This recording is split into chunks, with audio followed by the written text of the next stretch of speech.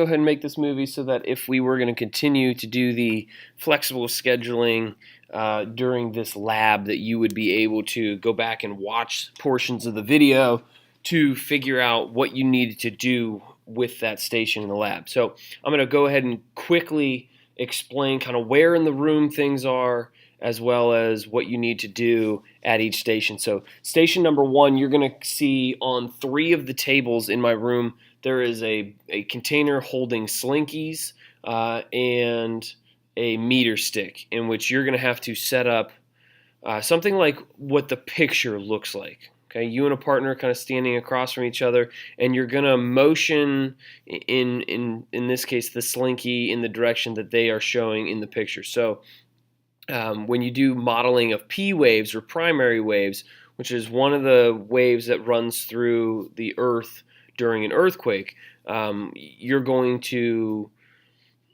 just kind of jab it back and forth, gently, but jab it back and forth to just see the motion of the slinky.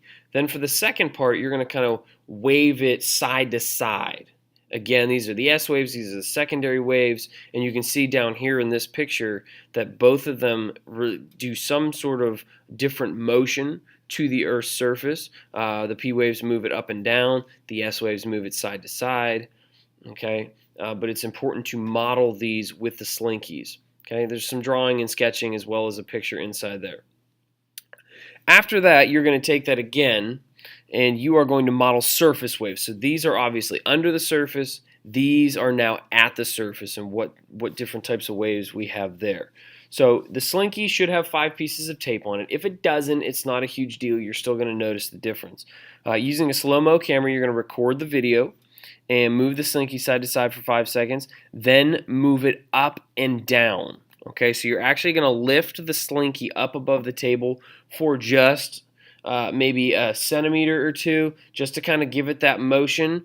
The side to side are called love waves, and the up and down are called Raleigh waves. And those are the different types of waves that we see at the Earth's surface.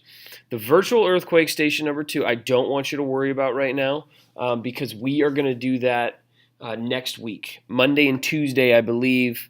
We may get into some small groups, and I might let you choose when you go over that with me. But that will be next week, so you do not have to worry about that right now, because you will be doing that with me. Station number 3, damage caused by earthquakes. I wanted to go ahead and show this to you on Canvas. As for all these stations, guys, you have information about them.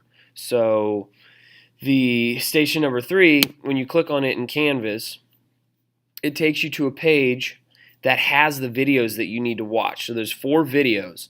In those 4 videos, you need to record what was the destructive feature the video represents: shaking, liquefaction, aftershocks, or tsunamis, and then just give me some general observations. The 5th one is the rock cycle. Now these are in the back of the room. The rocks are, and it's easy to see them labeled back there. There are 3 bins. There's actually 6, so 2 groups could go at a time. Conglomerate, gneiss, and obsidian, ready to go for you. All you need to do is take a picture of it and record some observations, and then access this website and record some information about the formation of igneous, sedimentary, and metamorphic rock, as well as taking a look at the rock cycle. For the magma and lava station, you have 5 different substances in which you are going to time traveling down a tray. This is on the far left side of my room. Okay, you are going to drop it down the tray and time how long it takes to get from the top to the bottom. Now you're going to be ranking this on viscosity. Okay, so if we look up here, viscosity is the resistance to flow. Right here. So things that go slow are more viscous. So if one of these things, let's just say water, I think we all have a pretty good understanding that water isn't going to take a whole lot of time to get from top to bottom. So that would be a pretty low ranking of viscosity because it moves pretty quickly. Then we just have some questions to answer that. Pyroclastic flow. This is all on Canvas, the website, and filling in some blanks and some charts, as well as watching the eruption simulation and answering some questions. Okay, and Station 6 we went over yesterday. It's the eruption simulator. This as well. You'll have to access this on Puffin. Okay, I will be around. I'm going to be more today with the station people in my room so that I can assist and help you guys get through the 3 stations that are a little bit more hands-on today. All right, let me know if you have any questions.